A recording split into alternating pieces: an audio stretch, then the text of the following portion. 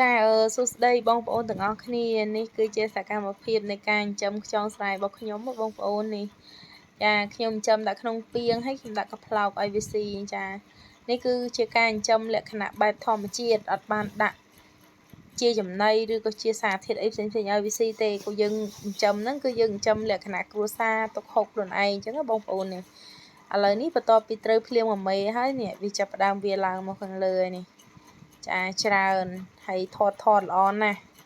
មានទូចមានធំហើយច្រើនណាបងប្អូនវានៅខាងក្រោមនេះឥឡូវខ្ញុំចាប់វាមកនេះសាច់វាឡើងណែនហ្មងហើយគ្រប់ខ្យងទាំងអស់គឺថតល្អបងប្អូនឃើញអញ្ចឹងមែនយើងមើលឃើញអញ្ចឹងតិចទេតែពេលយើងលូកទៅខាងក្នុងគឺវាខ្យងវាច្រើនហ្មងឡើងកកនៅខាងក្រោមមកចាអាខ្លះទៅវាឡើងមកនេះមានទូចមានធំហើយក៏មានធាត់នេះសិតធាត់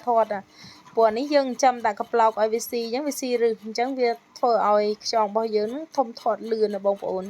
ចាខ្ញុំចិញ្ចឹមខ្ញុំសាកមើលទេនេះឃើញអត់បងប្អូនមើលច្រើនហ្មងឡើងកកអញ្ចឹងវីដេអូខ្ញុំមានតែប៉ុណ្ណឹងអរគុណច្រើនបាយបាយ